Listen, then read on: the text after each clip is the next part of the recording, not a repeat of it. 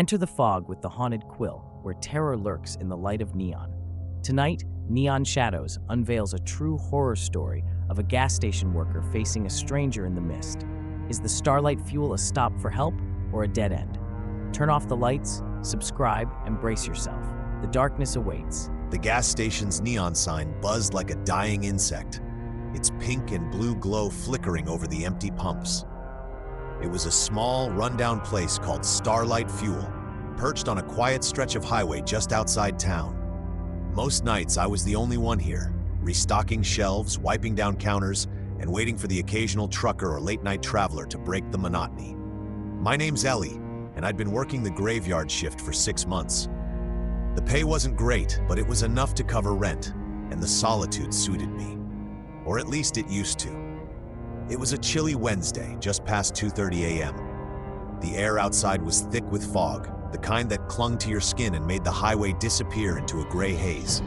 Inside, the fluorescent lights hummed, casting harsh shadows across the scuffed linoleum floor.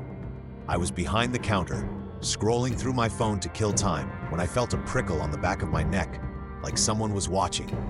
I glanced up, but the store was empty. The security monitors showed nothing but the pumps and the dark stretch of road beyond. I shrugged it off and stepped outside for some air, rubbing my hands together against the cold. My breath puffed out in white clouds, dissolving into the fog. The parking lot was deserted. The neon signs buzzed, the only sound besides the distant hum of the highway. I leaned against the wall, staring out at the trees lining the road, their branches barely visible in the haze. That's when I saw it, a flicker of movement near one of the pumps. I squinted, my heart giving a little jolt. There was a man standing there, half hidden by the pump's shadow. He was tall, wearing a dark red hoodie with the hood up, his hands shoved deep into his pockets. No car, no bike, nothing to explain how he'd gotten here. He wasn't fueling up or walking toward the store, just standing, his head tilted slightly, like he was watching me. My stomach twisted. I'd been outside for at least a minute. How had I not seen him before? I took a step back, keeping my eyes on him. He didn't move, didn't acknowledge me, just stood there, a silent silhouette against the neon glow. I told myself he was probably waiting for a ride, maybe a hitchhiker, but something about his stillness felt wrong. His movements, when they came, were odd, slow, almost shuffling, like he was circling the pump without purpose. I slipped back inside, the door's bell jingling faintly. The warmth of the store didn't calm my nerves. I positioned myself behind the counter, pretending to organize receipts, but my eyes stayed glued to the glass door. He was still out there, closer now, standing just beyond the pump's light. The monitors flickered, showing his grainy image, but his face was hidden under the hood. I grabbed the landline, ready to call my manager, but hesitated. What would I say? A guy standing outside, not doing anything? I'd sound paranoid. Minutes dragged by and he didn't leave. My phone had no signal, typical for this stretch of road, so I couldn't text anyone. The store felt smaller, the walls closing in. Then, without warning, he moved. He walked toward the door, slow at first, then faster, like he'd made up his mind. The bell jingled as he pushed inside, his boots scuffing the floor. He didn't look at me right away, just stood in the doorway, his head lowered, his hands still in his pockets. "Hey," I said, my voice cracking slightly.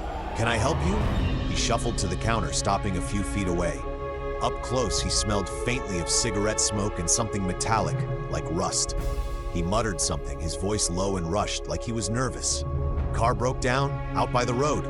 Need a flashlight, maybe some gas." I stared at him, my pulse racing. There was no car out there. I'd checked the lot, the monitors, everything. "Where's your car parked?" I asked, trying to sound casual. He pointed vaguely toward the highway, just past the pumps, near the entrance. His voice was flat, rehearsed. I glanced at the monitor behind me, my heart sinking. There was a car now, a dark pickup truck, parked just beyond the neon's reach. I hadn't heard it pull in. I hadn't seen it before. My mouth went dry. "Need help," he said, leaning closer. His hood shifted, and I caught a glimpse of his eyes, wide, unblinking, like he was studying my reaction. "Flashlight, check the hood." I forced a smile, my hands trembling. "Let me call a tow truck for you," I said, reaching for the landline. He shook his head, too quick, his hand twitching in his pocket. "No truck," he said, his voice sharper. "Just help." He leaned even closer, his breath fogging the counter's glass. I glanced at the monitor again, and that's when I saw it, a shadow moving near the truck's rear bumper. Low, crouched, like someone was hiding. My blood ran cold. There was someone else out there. "I need to grab something from the back," I said, backing away slowly. My hand brushed the panic button under the counter, but I didn't press it yet. I didn't want to spook him, not until I was sure. He didn't move, just watched me, his eyes following every step. I turned, moving toward the storage room, my heart pounding in my ears. The second I was out of his sight, I slammed my hand on the button. The alarm screeched, a piercing wail that shattered the silence. I expected him to charge after me, to break the counter something. But instead I heard a laugh, a low guttural chuckle that made my skin crawl. I risked a glance back. He was still at the counter, his posture relaxed, his hood hiding his face. "Clever girl," he said, almost to himself. Then he turned and bolted out the door, the bell jingling wildly. I ran to the monitors, my hands shaking. The feed showed two figures now, sprinting into the woods beyond the lot. The pickup truck sat there, its lights off, its engine silent. I grabbed a flashlight from the shelf and shone it through the window, my breath hitching. The truck's passenger door was open. Someone had been inside the whole time. My manager, Tom, arrived 20 minutes later, followed by the police. The truck was still there, abandoned. The cops ran the plates, stolen, reported missing from a town 3 hours away. No footprints led into the woods, no trace of the men. The security footage showed the man in the hoodie and another figure near the truck, but their faces were too blurred to identify. The open passenger door haunted me. Who was in there, and why had they chosen me? I didn't go back to Starlight Fuel after that. I couldn't. The neon sign, the empty pumps, the fog, they felt like a trap now, waiting to close around me. I thought it was over, that I'd escaped. But a few nights later, I saw the truck again, parked across the street from my apartment, its engine off, its door still open. The fog of Starlight Fuel swallowed the hooded man's chilling threat, leaving Ellie trembling. She thought the nightmare ended, but a new shadow falls over her next job. Is she safe or walking into another snare? Stay tuned, the darkness grows. The Starlight Fuel gas station was a ghost in my rearview mirror after that night. I'd quit the job, packed my shifts into a memory I tried to bury, but the image of that open passenger door and the stolen pickup truck clung to me like damp fog. I'd moved to a new job, thinking distance would help. A night shift at a 24-hour mini-mart called Quick Stop, just on the edge of town. It wasn't much different from the gas station. Fluorescent lights, shelves of chips and soda, and a steady trickle of night owls or truckers passing through. But it was busier, safer, with more people around. At least that's what I told myself. It was a foggy Tuesday, just past 1 a.m. The mini-mart was quiet, the hum of the coolers and the faint buzz of the neon open sign the only sounds. I was restocking the candy aisle, the crinkle of wrappers soothing my nerves, when I felt it again. That prickle on the back of my neck, like eyes boring into me. I straightened up, scanning the store. A couple of customers wandered the aisles, a trucker grabbing energy drinks, a college kid in headphones browsing magazines. Nothing out of the ordinary. But the feeling didn't go away. I moved to the counter, pretending to organize receipts, but my eyes darted to the security monitors. The grainy feed showed the aisles, the front door, the parking lot. Nothing unusual. Still, I couldn't shake the sense that someone was watching. I told myself I was paranoid, that the gas station incident had left me jumpy. But then I saw him, standing by the chip aisle, half hidden behind a display of Doritos. A man in his late 20s, wearing a dark gray hoodie and a baseball cap pulled low. He wasn't shopping, wasn't moving, just standing there, his head tilted slightly toward me. My stomach twisted. He reminded me of the guy in the red hoodie at Starlight Fuel, though I couldn't see his face clearly. I watched him through the monitor, my heart picking up speed. He lingered, his hands in his pockets, never touching a single item. Every few minutes he'd shift, moving to the soda aisle, then the snacks, always staying just close enough for me to notice. He wasn't pretending to browse, wasn't trying to blend in. He wanted me to see him. I grabbed the store's walkie-talkie, ready to call my coworker, Jake, who was in the back unloading a delivery. But the battery light blinked red, dead. I cursed under my breath. The landline was at the counter, but I didn't want to make a scene in front of the other customers. I told myself to stay calm, to wait it out. Maybe he'd leave, but he didn't. He kept circling, his movements slow and deliberate like a shark in shallow water. I was about to head to the back to find Jake when a hand grabbed my arm. I gasped, spinning around, my heart in my throat. It was a woman I'd never seen before, maybe in her early 30s, with short blonde hair and a wide, toothy smile. She wore a bright pink jacket, the kind that screamed trying too hard, and her grip was firm, almost painful. "Ellie, there you are!" she exclaimed, her voice loud and bubbly, like we were best friends. The trucker at the counter glanced over, amused, but I froze. I'd never met this woman in my life. "What?" I started, but she cut me off, her smile never wavering. "I've been looking all over for you," she said, laughing. She pulled me gently, her nails digging into my arm. "Come on, let's catch up." The college kid in headphones didn't look up, but the trucker chuckled, assuming it was a reunion. I stared at her, my mind racing. How did she know my name? I hadn't worn a name tag tonight, it was in my locker. She leaned in close, her voice dropping to a whisper. "That guy in the hoodie? He's been recording you," she said, her eyes flicking toward the chip aisle. "Come with me. It's not safe here." My blood ran cold. I glanced at the man in the gray hoodie. He was still there, standing by the energy drinks now, his head lowered. I couldn't see his hands, but the way he stood, so still, so focused, made my skin crawl. I hesitated, my instincts screaming. The woman's smile was too perfect, her grip too tight. But the thought of being recorded, of being watched again, pushed me forward. "Okay," I whispered, letting her pull me toward the back of the store. She kept talking, her voice loud and cheerful, like she was putting on a show. "Remember that party last summer? God, we had a blast," she said, laughing. I didn't respond. I'd never been to a party with her. I didn't even know her name. We moved past the aisles, past the coolers, toward the stockroom. The store grew quieter, the fluorescent lights dimmer. Her chatter didn't stop, but it felt forced now, like she was filling the silence. "You're gonna love this," she said, her voice echoing in the narrow hallway. I glanced back, hoping to see the man in the hoodie, but the aisles were out of sight. The trucker and the college kid were gone, probably at the counter. I was alone with her. "Hold on," I said, slowing down. "He's not following us. We're good now. Let's go get Jake." My voice shook, but I tried to sound firm. She didn't stop, her grip tightening. "Not yet," she said, her smile tightening. "He's still out there watching, trust me." We were nearing the stockroom door, beyond which was the loading dock, a dark, empty space with no cameras. My stomach dropped. This wasn't right. She wasn't helping me. She was leading me somewhere bad. "Let go," I said, planting my feet and twisting my arm. Her nails dug deeper and her smile faltered, just for a second. "Come on, Ellie," she said, her voice low now, almost a hiss. "Just a little further." She yanked me forward, and I stumbled, catching myself against the wall. My heart pounded in my ears. I looked around, desperate.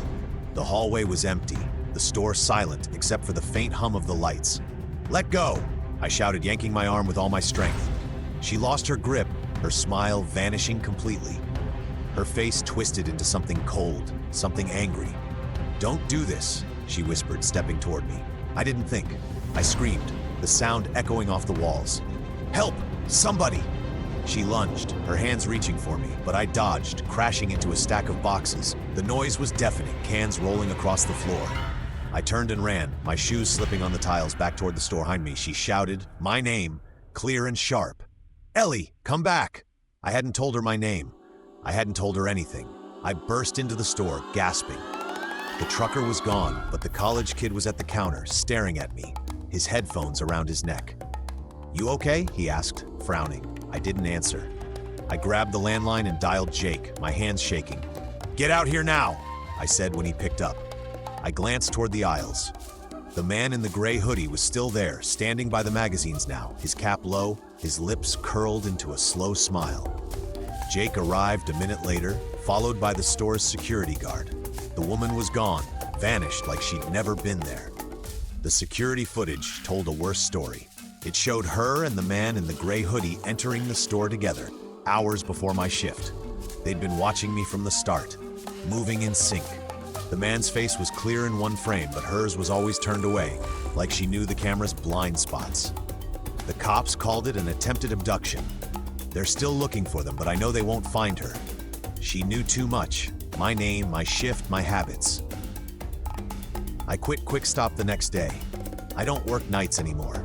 But every time I close my eyes, I hear her voice, calling my name, and I wonder what was waiting for me beyond that loading dock. The Quick Stop's flickering lights couldn't hide the woman's sinister plan, her voice still echoing Avery's name. She escaped, but the hunters aren't done. A new place, a new face, but the same terror. Don't look away. The shadows are closing in. The Quick Stop Mini-Mart was a memory I tried to erase, but the woman's voice, calling my name in that sharp, knowing tone, followed me everywhere. I'd quit the job, moved to a new apartment, and sworn off night shifts for good. The police had no leads on the woman or the man in the gray hoodie. The security footage was useless, her face always hidden, his too blurred to identify. They'd called it an attempted abduction, but it felt like more than that. It felt personal, like they'd chosen me for a reason I couldn't grasp. I thought I'd left it behind, but I was wrong. I found a new job at a small diner called Moonlight Grill, just off the highway. It wasn't glamorous. Greasy tables, flickering fluorescent lights, and a jukebox that played the same old country tunes. But it was daytime shifts only, with enough people around to feel safe. Or so I thought. It was a slow Thursday, just past 3 p.m., but the diner was quiet. The lunch rush long gone. I was wiping down the counter, the smell of coffee and fried eggs lingering in the air, when the bell above the door jingled. A man walked in and my heart stuttered. He was in his late 40s, tall and lean, with slicked back hair and a sharp jawline. He wore a black turtleneck under a tailored trench coat, his posture so perfect it looked unnatural. He moved with a quiet confidence, his polished shoes clicking on the linoleum floor. He scanned the diner slowly, his eyes lingering on the empty booths, the jukebox, the faded welcome sign. Then he sat at the counter, directly across from me. I forced a smile, my hands gripping the rag tightly. "What can I get started for you?" I asked, my voice steadier than I felt. He didn't answer right away. His gaze flicked to the menu board, then back to me. "Coffee black," he said, his voice smooth, with a faint accent I couldn't place. Maybe Eastern European. His smile was warm, disarming, but it didn't reach his eyes. I poured the coffee, my hands trembling slightly, and slid the cup toward him. He watched me the whole time, his stare intense, like he was memorizing every move I made. "You like working here?" he asked, tilting his head slightly. The question was casual, but it hit me like a punch. It was the same question the man at Starlight Fuel had asked, the same tone the woman at Quick Stop had used. My stomach twisted, but I kept my smile in place. "It's all right," I said, keeping my tone light. "Keeps me busy." I turned away, pretending to clean the coffee machine, but I could feel his eyes on me, steady and unblinking. The diner was empty except for a trucker in a corner booth, half asleep over his burger. My coworker, Lisa, was in the kitchen chatting with the cook. I was alone out front. He sipped his coffee, the clink of the cup against the saucer unnaturally loud. "Ever think about doing something bigger?" he asked, his voice softer now. "Leaving this place behind?" I froze, my hand mid-wipe. The question wasn't just personal, it was eerie, like he knew something about me. I laughed, deflecting. "I'm good for now. This town's got its charm." He nodded, but his smile faded, like my answer disappointed him. He didn't push, just sipped his coffee in silence. The jukebox switched to Jolene, its mournful notes filling the tense quiet. I busied myself with the counter, but my heart was racing. I'd heard those words before, felt that same probing stare. It couldn't be a coincidence. Then he spoke again, his voice barely above a whisper. "What time do you get off, Ellie?" My blood ran cold. I hadn't told him my name. My name tag was in my apron pocket, forgotten in the rush of the day. I stared at him, my mouth dry, searching for an explanation. His smile returned, slow and knowing, like he'd expected my reaction. "Late," I said vaguely, stepping back. "Depends on the day." I turned away, my hands shaking as I grabbed a tray of silverware to sort. He didn't say anything else, just finished his coffee and left a crisp $50 bill on the counter. Way too much for a $2 coffee. He stood, his coat swishing softly, and walked out, the bell jingling behind him. I stood there, staring at the bill, my breath shallow. The diner felt smaller, the air heavier. I pocketed the money, but my hands wouldn't stop trembling. I told Lisa about it, but she brushed it off. "Rich guy, big tipper," she said, shrugging. "Take the win." But it wasn't a win, it was a warning. A week later, he came back. This time, he wasn't alone. A woman walked in beside him, her heels clicking sharply on the floor. She was in her mid-30s, with sleek black hair and a trendy outfit, skinny jeans, a silk blouse, that looked out of place in the greasy diner. Her smile was wide, almost too wide, and her eyes locked onto mine the second she stepped inside. They sat at the counter, moving with a strange synchronicity, like they'd rehearsed every step. I set down menus, my hands unsteady. Before I could speak, the woman leaned forward, her smile growing brighter. "You're so pretty, Ellie," she said, her voice dripping with warmth. Her fingers brushed my hand as she took the menu, lingering just a second too long. I flinched, stepping back. How did she know my name? "Thanks," I said, my voice tight. The man didn't speak, just watched us with that same intense stare. I took their order, coffee for him, a soda for her, and tried to keep the conversation short. But the woman wouldn't stop. She asked how long I'd been working here, where I grew up, what I did for fun. Her questions came fast, like she was digging for something. At one point, she glanced at the man, and I saw it. A silent exchange, a look that said everything. She turned back to me, lowering her voice. "I run an exclusive club," she said, her eyes gleaming. "High-end events, private parties.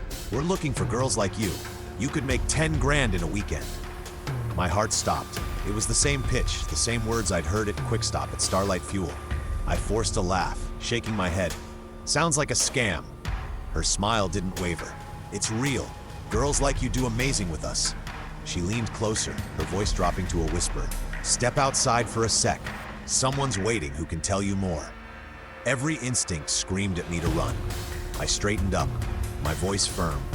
"I'm good, thanks." Just then, a group of construction workers burst through the door, laughing and shouting. The woman's smile faltered just for a moment before she and the man stood up and left without a word. I texted Lisa, my hands shaking, and told her to come out front. We called the police, but there was nothing they could do. The couple hadn't broken any laws, just creeped me out. The security footage showed them entering together, but their faces were too shadowed to identify. I quit the Moonlight Grill that night. I don't leave my apartment after dark anymore. But last week, I saw them again, standing across the street, watching my window. She was smiling, and he was holding a phone, its red light blinking in the dark. The fog of neon shadows hides more than you know. Did this story chill your bones? Tell us your scariest gas station moment in the comments. Like, subscribe, and ring the bell for more terrors. Click the next tale to keep the fear alive. Watch your back. Something's out there.